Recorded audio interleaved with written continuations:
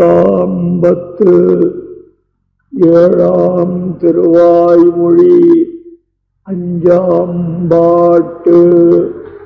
நன்னாவசுர நலிவைத நல்லவமரர் பொலிவைத எண்ணாதனகளென்னும் நன்முனிவர் இன்பம் தலை சிறப்ப பண்ணார் பாடல் இன்கவிகள் யானாய் தன்னை தான் பாடி தென்னாயென்னும் என்னம்மான் திருமாலிரும் சோலையானே. பிரதிகூலர்களான அதாவது பகைவர்களான அசுர வம்சம் அழியும்படியாகவும் அனுகூலர்களான தேவ பிரபுதிகள் வாழும்படியாகவும் எம்பெருமானுக்கு இன்னமும் சில குணங்களும் விபூதிகளும் உண்டாக வேண்டும் என்று எண்ணுமவர்களான முனிவர்கள் கேட்டு மிகவும் உகக்கும்படியாகவும் பன்னிறைந்த பாடல்களான இனிய கவிகளையிட்டு தானேயாகி தன்னை தானே பாடி தென்னா தெனா என்று ஆழத்தி வைத்து ரசியா நிற்கும் எம்பெருமானை திருமாலிருஞ்சோலை மலையில் கண்டேன் என்பது பாட்டினுடைய சமுதாயார்த்தம். அந்த எம்பெருமானோடே கலந்து தம்முடைய வாயாலே திருவாய்மொழி கேட்ட மகிழ்ச்சி உள்ளடங்காமல் எம்பெருமான் ஆழத்தி வைத்து அவ்வங்குரு என் பாடா நின்றான் என்கிறார். அதாவது நன்கு என் உடலம் கைவிடான். எவ்வளவு இந்த சரீரத்தினுடைய தாழ்ச்சியை எடுத்து சொன்னாலும் அதையெல்லாம் காதில் போட்டு கொள்ளாமல் என்னுடைய உடம்பையே மிகவும் விரும்பி அந்த உடம்பிலே எம்பெருமான் வதியத் தொடங்கினான் என்று என் உடலம் கைவிடான் என்ற அளவோடு நிறுத்தி கொள்ளாமல் என்னுடைய ஒரு சொல் மாத்திரத்தாலே அந்த எம்பெருமான் மிகவும் மகிழ்ச்சி அடைபவனாய் நின்றான் என்கிறார் இந்த பாட்டிலே.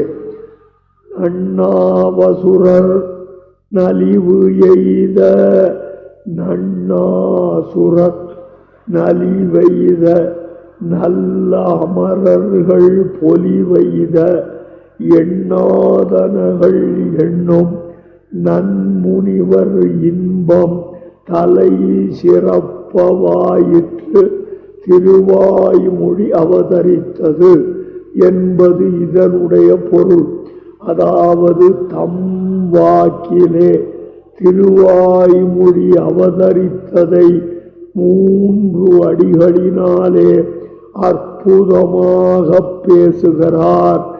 எம்பெருமானுடைய அவதாரத்தை போலேதான் திருவாய்மொழியினுடைய அவதாரமும் என்பது இங்கே கருத்து. அவன் எதற்காக அவதரிக்கிறான்? பரித்ராணாய சாதூனாம் விநாசாய ச துஷ்கிருதாம் தர்ம சம்ஸ்தாபனார்த்தாய சம்பவாமி யுகே யுகே என்று கண்ணனும் பெருமான் கீதையிலே அருளினான். சாதூனாம் பரித்ராணாய சாதுக்களை நன்றாக காப்பதற்காகவும் என்பது இதனுடைய பொருள். இங்கே எம்பெருமான் சங்கல்ப மாத்திரத்தாலே சாதுக்களின் எதிரிகளை அழிக்க வல்லவனாக இருக்க, அதற்காக மனிதர் உலகிலே வந்து அவதரிக்கத்தான் வேண்டுமா என்ற கேள்வி வருகிறது. கவனியுங்கள், எம்பெருமான் சாதுக்களை காப்பது என்பது ஒரு புறம் இருக்க, சாதுக்களுக்கெல்லாம் என்ன ஆசை?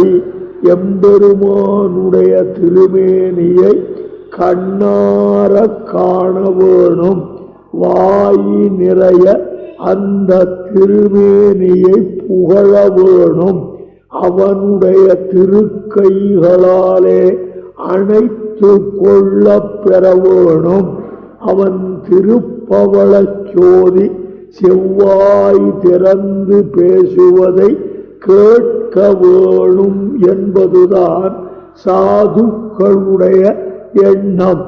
அதை அவதாரம் செய்யாமல் எம்பெருமான் பண்ண முடியாதே. விரோதிகளை வேண்டுமானால் சங்கல்பத்தால் அழிக்கலாமே தவிர, தான் திருமேனியோடு வந்தால்தான் அடியார்களுடைய ஆவலை நிறைவேற்ற முடியுமானபடியினாலே சாதுனாம் திராணாய, சாதுக்களை காக்க அது எம்பெருமான் சங்கல்பத்தால் முடியும். பரித்ராணாய, பரி என்ற உபசர்க்கத்தாலே அவனை அணைக்க வேணும் என்று விரும்புகிறவர்களுக்கு திருமேனியோடு வந்தால்தானே முடியும். ஆகையாலே பரித்ராண சப்தம் அவனுடைய அவதரணங்களை இறங்கி வருகின்ற அவதார திருமேனிகளை சொல்லுகிறது. அதற்கு மேலே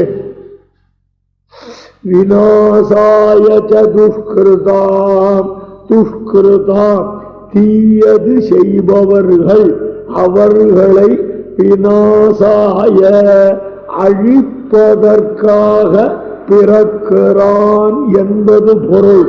விநாசாய துஷ்கிருதாம் என்றாலே போதுமாயிருக்க, விநாசாய என்ற ஒரு சகாரம் அங்கு இடப்பட்டிருக்கிறது.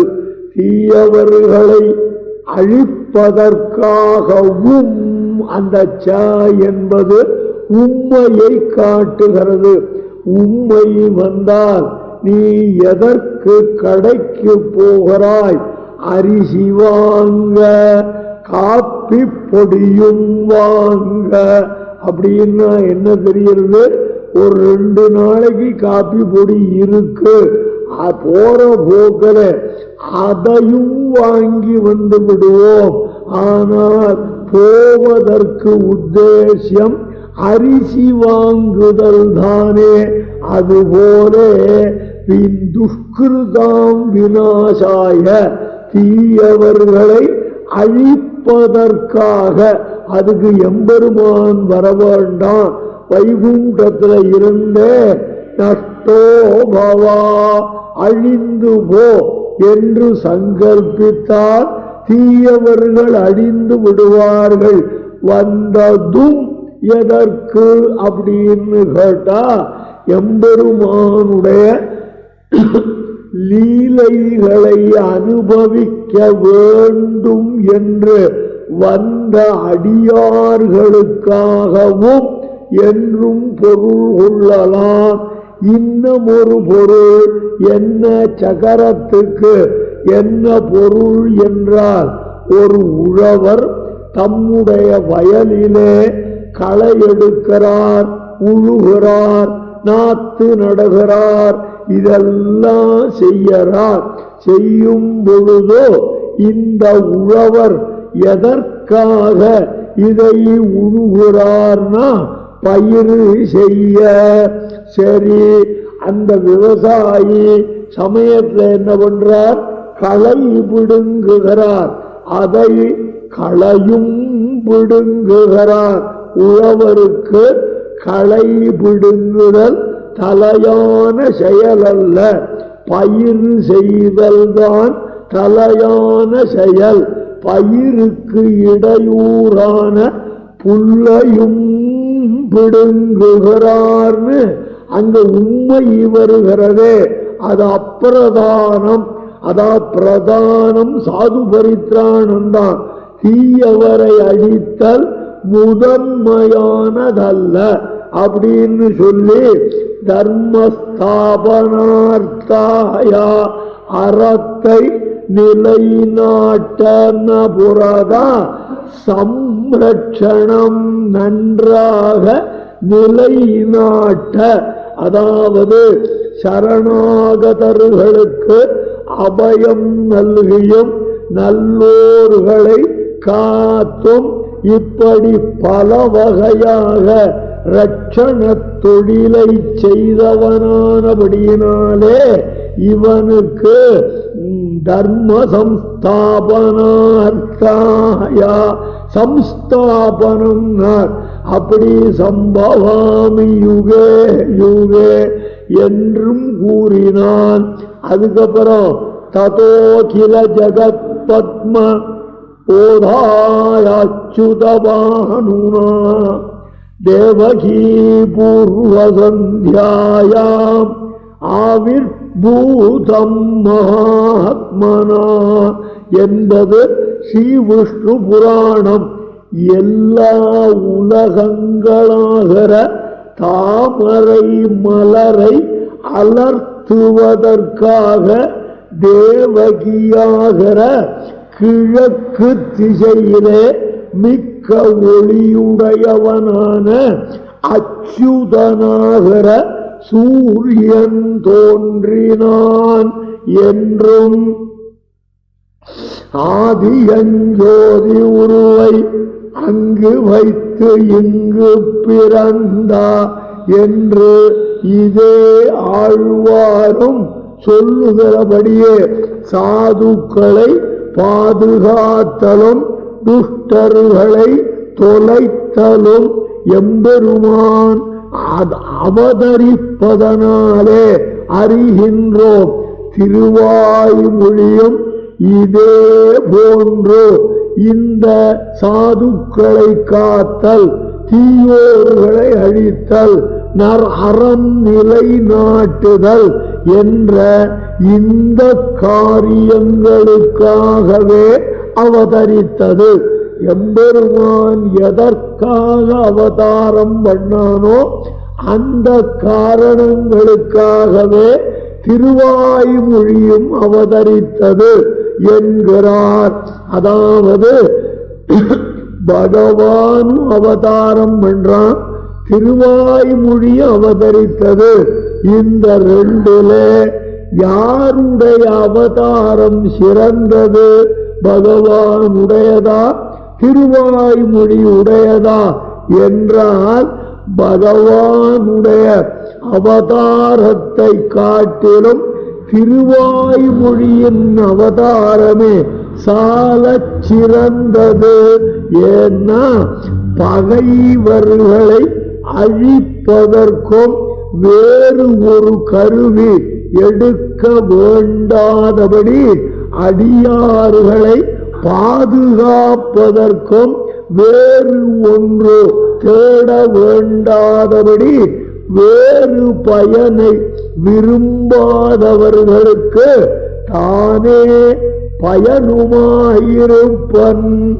இந்த சங்க சக்கராதி திவ்யாயுதங்கள் விரோதியை அழிப்பதற்கும் பயன்படுகின்றன. எம்பெருமானுடைய அழகை மிகுவித்து அனுபவிப்பதற்கும் பயன்படுகின்றன. பாது பிரணதரட்சாயாம் விளம்பமசவன்னிவா சதா பஞ்சாயுதீம்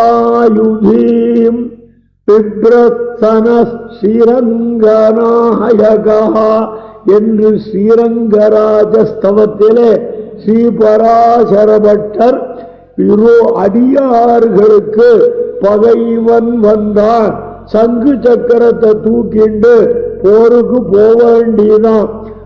விரோதிகளே இல்லாத பொழுதும் அதை ஏண்டிண்டு நிற்கிறான் அப்படின்னு கேட்டா ஆயுதமாக இருப்பது. அடியார்கள் அழகை அனுபவிக்கவும் உடலாகையாலே அந்த சங்க சக்கரங்கள் பெருமாளுக்கு ஆபரணமாகவும் இருக்கின்றன. கிரீடச்சூட ரத்னராஜிராதிரஜல்பிகா முகந்துகந்திருமுகம் தரங்கி தேவ ரெங்கிணஹா என்று ஸ்ரீரங்கராஜஸ்தவத்திலே அனுபவிக்கிறார். ஆழ்வானுடைய திருக்குமாரர் ஆக வேறு பயனை எம்பெருமானிடம் விரும்பாதவர்களுக்கு சங்க சக்கரத்தோடு கூடிய அழகை அனுபவிப்பதே பயன் என்று கருதுகிறவர்களுக்காக சங்கொடு சக்கரமேந்து தடக்கையன் என்று எம்பெருமான் இருக்கின்றான். கவனியுங்கள், திருவாய்மொழி விரோதிகள் அழிவதற்கு காரணம் அப்படின்னு திருவாய்மொழி ரட்சய பண்ணும், காப்பாற்றுதலை செய்யும். அது சத்ருக்களை அழிக்குமான்னு கேட்டா அவ்யபதேசத்துக்கு அனந்தரத்தில் அவன் நம்பிள்ளே இங்கு வியாக்கியானம் பண்ணார். அது என்ன புரியலையேன்னா, ஒரு அவ்யபதேசன்னா கிருமி கண்டன்கிற சோழன். நன்னா கவனிங்கோ, அவனுக்கு புழுவன் சோழன் என்றும் ஒரு பெயர் உண்டு. இவன் 11ஆம் நூற்றாண்டில் கிபி 1070 முதல் 1116 வரையிலும் இருந்த முதல் குலோத்தங்கன் என்ற சோழ மன்னன். அவன் தத்துவ ஞானிகளான பெரிய நம்பிகள், கூறத்தாழ்வான் என்ற பெரியோர்கள் இருவருடைய திருக்கண்கள் போவதற்கு காரணமாக இருந்த மகாபாதகன். ஆகையாலே அவனுடைய பெயரை சொல்வதற்கும் மனமில்லாமல் அவ்யபதேசன் எவனோ ஒரு அயோக்கியன் அர்த்தம். அப்படி அயோக்கியன் அவ்யபதேசன்னார், அதாவது எடுத்து பேசுவதற்கும் தகுதியற்றவன் அர்த்தம். அவ்யாபதேசன்னா எடுத்து பேசுவதற்கும் யோக்கியதை இல்லாதவன். அவனுடைய அந்தரத்திலவன், அந்த அவன் மகன் அர்த்தம். அவனுடைய பிறகு வந்தவன் அவன் மகன். அதாவது விக்கிரம சோழன் பேரு. அவன் கிபி 1116 முதல் 1134 வரை 18 ஆண்டுகள் தமிழ்நாட்டை ஆண்டான். அவன் தகப்பன் எம்பெருமானார் தரிசனமாகிற ஸ்ரீவைஷ்ணவ மதத்துக்கு விரோதமாக திருக்கண்ணபுரத்தின் திருமதில்களை இடித்து தள்ளினான். அப்படி தள்ளினது முதலான தீய செயல்களை கேள்விப்பட்டானாம். இவன் என்ன பண்ணான்? ஐயோ, ஒரு சோலை ஒரு கோலை இடித்து போட்டதனாலே என்ன ஆகிவிடும்? அதனாலே ஸ்ரீவைஷ்ணவ சித்தாந்தம் குலைந்து விடுமா என்ன? ஸ்ரீராமாயணமும் திருவாய்மொழியுமாகிற 2 பிரபந்தங்கள் என்றோ ஸ்ரீவைஷ்ணவ தரிசனத்துக்கு இட்ட கல்மதில்கள். அவற்றை அசைக்க முடியுமா மற்றவர்களாலே என்று அவன் சொன்னான். இதனால் திருவாய்மொழியானது ஆசுர பிரகிருதிகள் மண்ணுண்ணும்படியாகவும் புழுவன் சோழன் சாகும்படியாகவும் தேவர் தன்மையுடையவர்கள் வாழ்ந்து போகும்படியாகவும் அவதரித்தது என்னும் ஒரு சிறுவன் வாயினாலும் வெளிவந்தது என்று காட்டுகிறார். இங்கே அனந்தரத்தில் அவன் அப்படின்னார். அவன் அசுரனா என்றார். கவனியுங்கள். பூத சர்கௌ லோகேஷு லோகைவா ஆசுரயேவச விஷ்ணு பக்தி பரோதீன தேவா விபரீதஸ்ததாசுரஹ என்றது மகாபாரத கீதை. உலகத்திலே 2 விதமான படைப்புகள் உள்ளன. ஒன்று தேவர் படைப்பு, இன்னொன்று அசுரர் படைப்பு. அப்படின்னு இதுல யார் தேவர் யார் அசுரர்னா விஷ்ணு பக்தி பரோதேவா.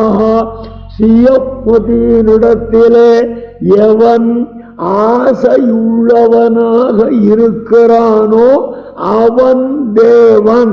அதற்கு விபரீதமாக எவன் இருக்கிறானோ அவன் அசுரன் என்கிறபடியே ஸ்ரீமன் நாராயணனிடத்திலே அன்பு பொருந்தியவர்கள் எல்லாரையும் அமரர்களாகவும் அவனிடத்திலே பக்தி இல்லாதவர்கள் எல்லாரையும் அசுரர்களாகவும் சாஸ்திரம் கூறுகிறபடியினால் இங்கு புழுவன் சோழனான கிருமி கண்டனை இப்படி அருளி செய்தார். ஆக திருவாய்மொழி அவதரித்ததனாலே விஷ்ணு பக்தர் யாவரும் வாழவும் விஷ்ணு துரோகிகள் யாவரும் பங்கமடைந்து போகவும் தட்டில்லாமை காட்டப்பட்டது இங்கே. இதை கவனியுங்கள். அதுக்கு மேலே அசுரர் என்றாலே போதுமே. நன்னா அசுரர்னு நன்னா என்ற ஒரு நன்னா நெருங்காதன்னு அர்த்தம். இந்த அடை கொடுப்பானேன் என்றால் இப்படி சிறப்பித்து சொல்லுவானேன் என்றால் எம்பெருமானோடு பொருந்தாமையுடைய அசுரர் கூட்டம் மண்ணுண்ணும்படியாக என்பது பொருள்.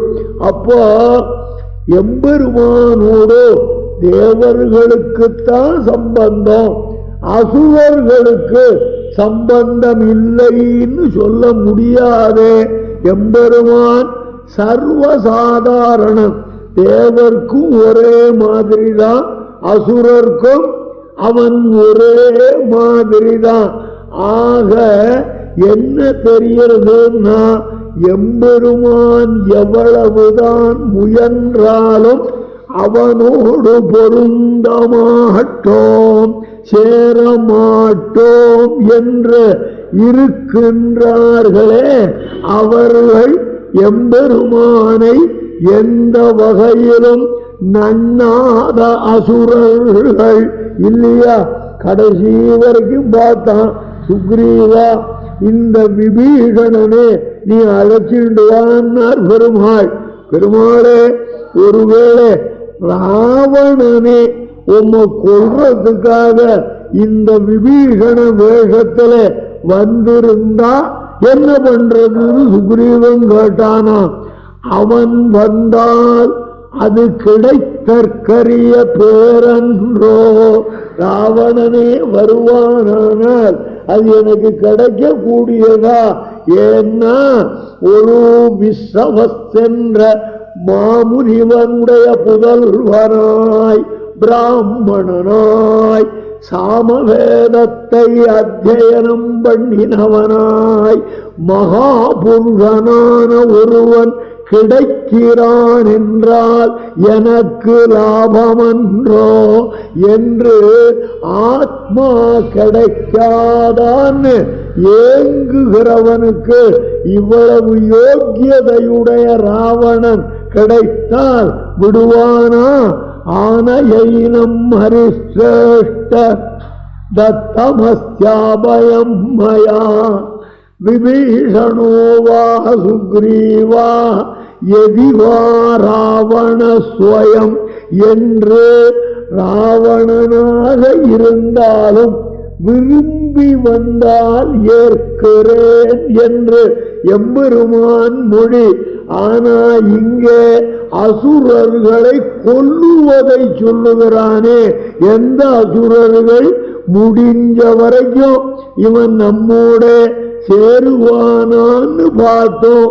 நன்னாவசுரர் எம்பெருமானே சேரமாட்டோங்கிற பிடிவாதத்தில் இருக்கிற அசுரர்கள் நலிவைக நன்னாவசுரர் என்று கூறினார். அதுக்கு மேலே அமரர்னு சொன்னா போராதா? நல்லவமரர்.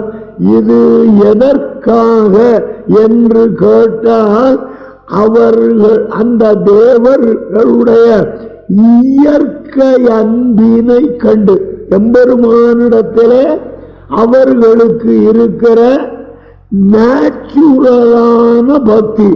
அமரர் அமரர்னா அனுபவ பரர்னு அர்த்தம்.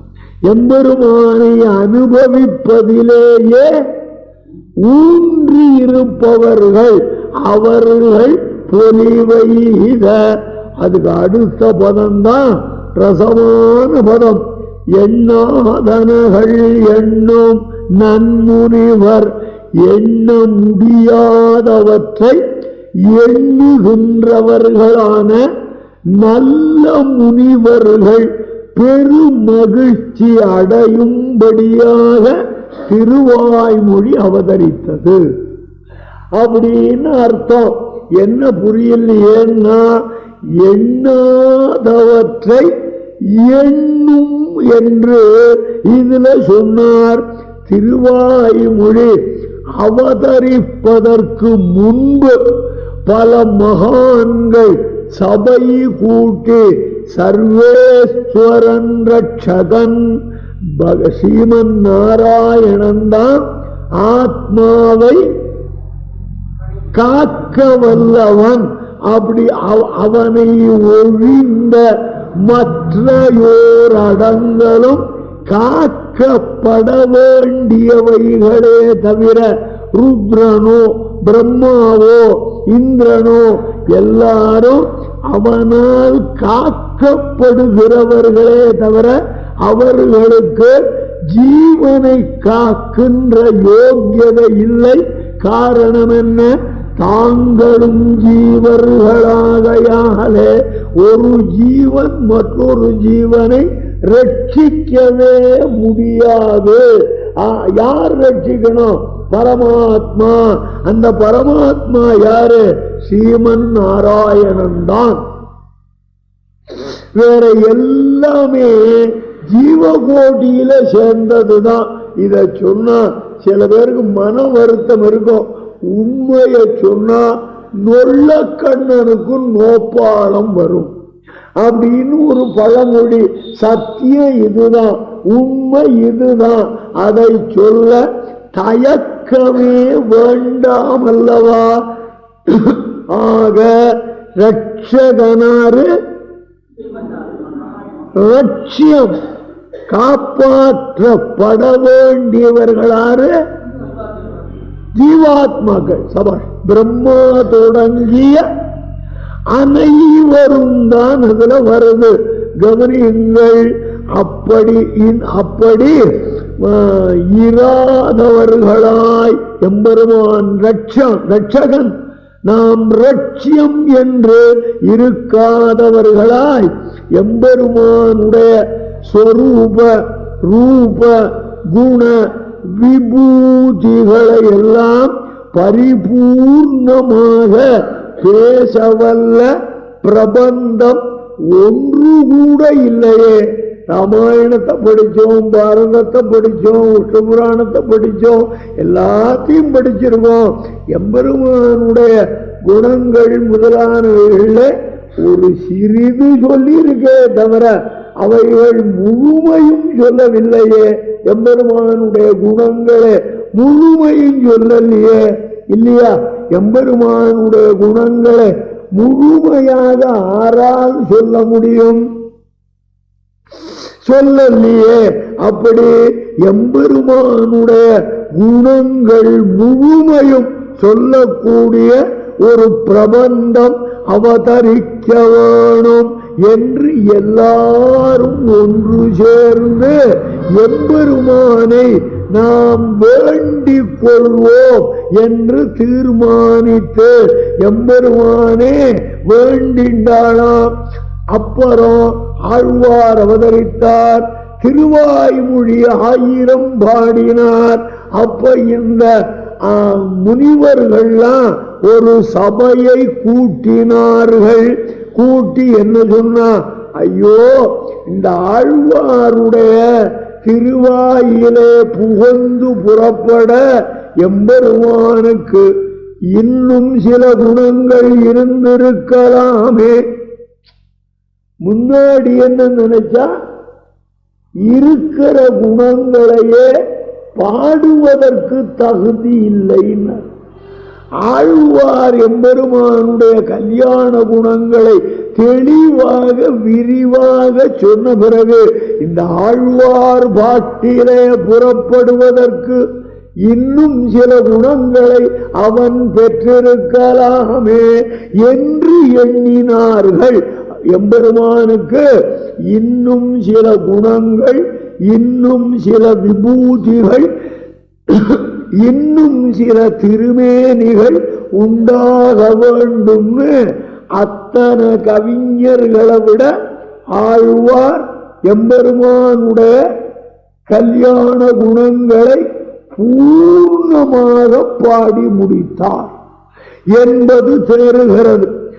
கவனிங்கோ, உள்ள குண விக்கிரக விபூதிகளை எல்லாம் திருவாய்மொழியிலே பேசி முடித்து விட்டார் ஆழ்வார் என்பதுதான் இதனுடைய கருத்து.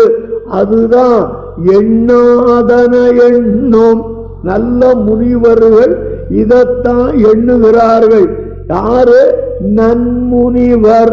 அதாவது அந்த எம்பெருமானிடத்திலே எம்பெருமானுடைய செல்வ நிலையினை நினைத்து கொண்டே இருக்கின்ற தன்மையர். பகவானுடைய செல்வ நிலை என்ன? அகிலஹேய பிரத்யநீக கல்யாணைகதான ஸ்வேதர சமஸ்தவஸ்து விலட்சணானந்த ஞானானந்தைக ஸ்வரூபா स्वाभिमतानुरूपैकरूप अचिंत दिव्याद्भुत नित्य निरवध्य निरतस्य औज्ज्वल्य सौगंध सौकुमार्य लावण्य यौवनाद्यनंद गुणनिधि दिव्य रूपा என்று சுவாமி எம்பெருமானார் எதையெல்லாம் காட்டினாரோ அந்த கல்யாண குணானுபவமாகிற செல்வத்தை நினைத்து கொண்டே இருக்கின்ற தன்மையர் நன்முனிவர், நல்ல முனிவர்கள் அப்படின்னு அர்த்தம் பண்ணலாம். சுவாமி நம்பிள்ளை இங்க அர்த்தம் பண்ற போதோ திருவாய்மொழியை ஒழிய வேறு ஒரு செல்வம் வேண்டா என்று இதை நினைத்து பெரும் மகிழ்ச்சி உடையரான தன்மையுடையவர்களே நன்முனிவர். புரியுதா? திருவாய்மொழிதான் பெருஞ்செல்வம். அந்த செல்வத்தை உடையவர்கள் தான் நன்முனிவர்கள்.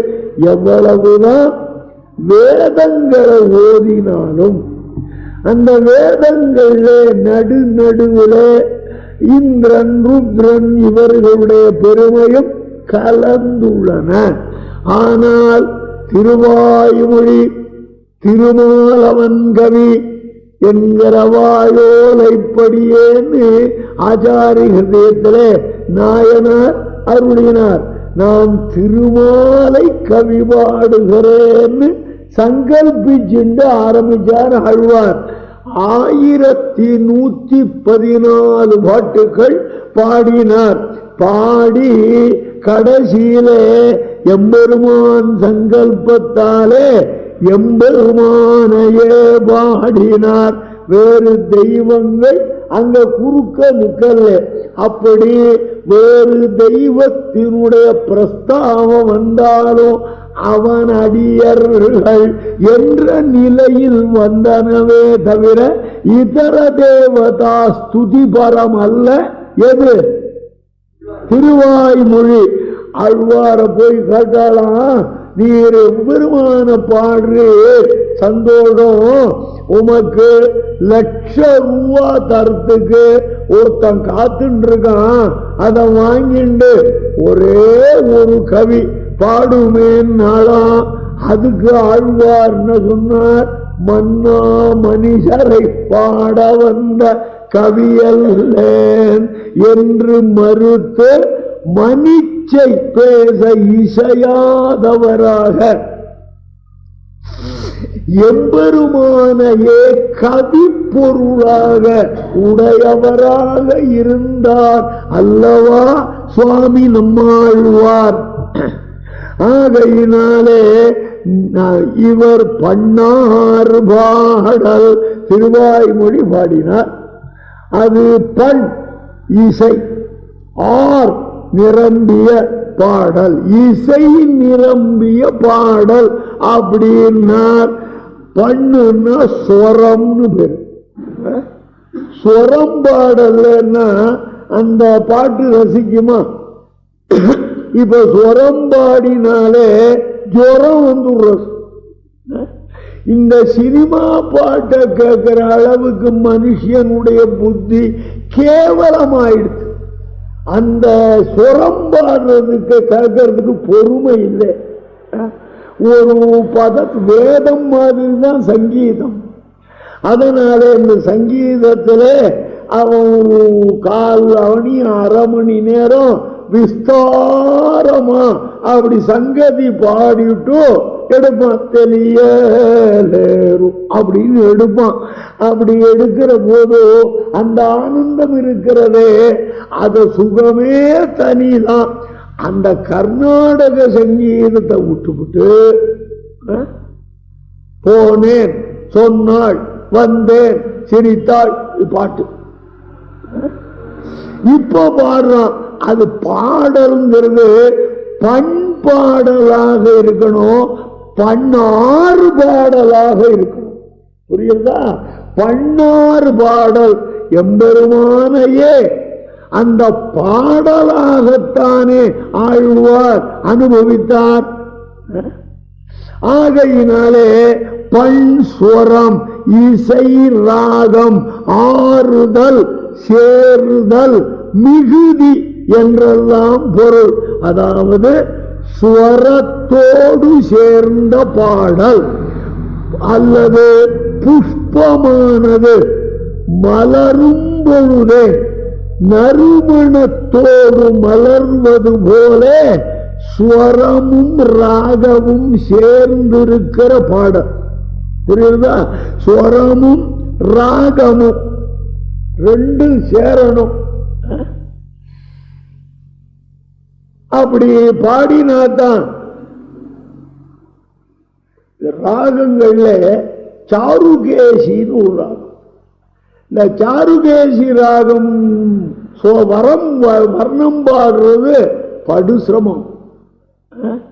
பல்லவியில ஒரு டைப்பா இருக்கும், அனுபல்லவியில ஒரு டைப்பா இருக்கும், சரணத்துல வரும்போது ஒரு டைப்பா இருக்கும். இந்த சாருகேசிங்கிற ராகம் நீங்க கேட்டிருக்க, அது என்னன்னா சினிமாவில் கேட்டிருக்க. மன்மதலீலையை வென்றார் உண்டோ என் மேல் சாருகேசி கர்நாடக ராகத்தை தான் அவன் சினிமாவில் ஒன்று பூத்திருக்கான். எனக்கு கர்நாடக சங்கீதம்லாம் தெரியாது, அதனால கீர்த்தனையே சொல்ல முடியல. அதனால இதை சொல்றேன். பாட்டு எதுவா இருந்தா என்ன, ராகம் உத்தேசம். அந்த ராகம் இருக்க கேட்கிற பொழுதே மனுஷனே பரமாத்மாவை அடைந்தவனாகவே ஆக்கி விடுகிற மகிழ்ச்சியை தரவல்லது. எது? சாருகேசி ராகம். சங்கீதமே ரதம்தான். சாருகேசிக்கு அடுத்தது கல்யாணி, கல்யாணிக்கு அடுத்தது தோடி. இந்த 3 ராகம்தான் விசேஷம். இந்த 3 ராகத்தினுடைய சாயல் தான் சண்முக பிரியா. உயர்ந்த ராகம்தான். அது கொஞ்சம் வார்த்தை மாறினா சிம்மேந்திர மத்தியமும் மாறிடும். சண்முக பிரியா எதுவா மாறிடும்? சிம்மேந்திர மத்தியமுங்கிற ராகமா மாறிடும். கனடா பாடினான்னா கனடாவுக்கு போடுவோம் முடிக்கிறதுக்கு. புரியுறதா? அது எப்படியோ இருக்கட்டும். ஆக பண்ணாறு பாடல், பண்ணார்ந்த பாடல், அதாவது இசையானது நிறைந்த மிகுதியான பாடல் அர்த்தம். அதுல இன்கவிகள் ஸ்வரமும் ராகமும் இல்லாதிருந்தாலும் மேல் தோல் சக்கை இவை கழிந்த பலாச்சுளை போல. கவனியுங்கள், ஒத்த காவியம் பாடுறான். ஆறாகுமுதே அடியேன் உடலம் நின்பார் அன்பாயே அப்படின்னு ஆழ்வாரே பாடியிருக்கார். இதிலே ராகம் போட முடியாதுன்னே வச்சுப்போம், ஸ்வரம் பாட முடியாதுன்னே வச்சுப்போம். இந்த ரெண்டும் இல்லாத போனாலும் பலாச்சோலை இருக்கிறதே, தோலும் சக்கையும் உள்ளிருக்கிற கொட்டையும் பாவாடையும் நீக்கி எடுத்து தேனில் தோய்த்து ரெடியா வச்சுட்டு போயிருந்தா பாக்குறவன் என்ன பண்ணுவான்? நானா இருந்தா தொடமாட்டேன். ஏன்னா சக்கரை பாவம் பண்ண ஜென்மா. அதனால தேனை சாட்டா அப்பப்ப திருடி திங்கிறது தான். அது விட முடியுமா? அந்த ருச்சி வாசனாங்கிறது விடாது. என்ன 8 வச்சுட்டு போனேனே, ஒண்ணு காணலையே அப்படின்னா 6 வந்தாலும் இந்த 7 அவ சாப்பிடுறா. என்ன மாதிரி டபுள் சக்கரை இருக்கு, அவ சாப்பிடுறா. நம்ம ஒண்ணு சாப்பிட்டாலே எகிரிக்குது. சக்கரை சாப்பிடுற புண்ணியம் நான் பண்ணல. புரியுதா? சக்கரை சாப்பிடுற பாவம் நான் பண்ணல. சாப்பிடாத இருக்கிறது தான் புண்ணியம். புரியுதா? ஆக கவனியுங்கள், இன்கவிகள் அது ஸ்வரம் ராகம் இதெல்லாம் இல்லாத போனாலும் அதை பாடுறதே ஒரு ரசந்தானே. திருவாய்மொழியை எப்படி பாடணும்? ராகத்துல பாடப்படாது. எப்படி பாடணும்? பத்துடையடியவர்களியவன் பிறர்களுக்கரிய வித்தகன் மலர் மகள் விரும்பம் நம் அரும்பரடிகள். இதுதான் ராகம். அதுக்கு இப்படி பாடினா மனத்தை அப்படியே உருக்கிடும் அல்லவோ. இது சாருகேசி ராகத்துல பாடினான்னா ராக பிரதானமாயிடும், இசைக்கு பெருமை இல்லாத போயிடும். ஆகையினாலே அதுவே வேண்டாம். அந்த எம்பெருமான் இடத்திலே இருக்கின்ற சுவையான அன்புடன் பாடுவனானால், இப்ப கர்நாடக சங்கீதம் பாடுறவெல்லாம் பகவான் நினைச்சுண்டா பாடுறான். இதுக்குத்தான் பாடுறான். இத மனசுல வச்சுட்டு என்ன கொடுப்பானோ எத்தனை கொடுப்பான்னு தெரியலையே. இதே எண்ணத்துல பாட்டிலேயே எத்தனை கொடுப்பான்னு பாடுவான். இந்த கர்நாடக சங்கீதம்ங்கிறது தெய்வார்ப்பணம் பண்ண வேண்டியது. இது மனிதர்களை பாடுவதற்காக ஏற்பட்ட ராகம் அல்ல. எதுக்கு ஏற்பட்டது? தெய்வத்தை பாடுவதற்காக, மனம் ஒன்றி பாடுவதற்காக. எம்பெருமானிடத்துல அன்பு, அதுக்கு சம்ஸ்கிருதத்துல பக்தின்னு பேரு. அந்த அன்பை செலுத்திட்டும் 8 மணி நேரம் இன்னைக்கு உங்ககிட்ட நான் பக்தி பண்ணேன் பெருமாளேன்னு சொல்லிக்கப்படாது. ஐயோ எனக்கு எப்படி பக்தி பண்றதுன்னு தெரியலையே, இவ்வளவும் பண்ணிட்டோம் தெரியலேரு ராம பக்தி மார்க்கமோ தெரியலேரு அப்படின்னு தியாகிருவாளே பாடினார்னா, அந்த பக்தி மார்க்கம் என்னன்னு நம்மால புரிஞ்சுக்க முடியுமா? மேலே பல்ல சரணத்துல வரபோது இல்ல நந்த அப்படின்னு பிடிச்சான்னா அப்படி கந்தர்வ லோகத்துல இருக்கிற மாதிரி இருக்கும். இந்த பாட்டு தெரியாதுன்னு ஏதோ ஓரளவுக்கு பாடுறீர, பூரா தெரியாது. திடீர்னு சண்முகப்பிரியா பாடிட்டே இருப்ப தோடியில வந்து முடியும்.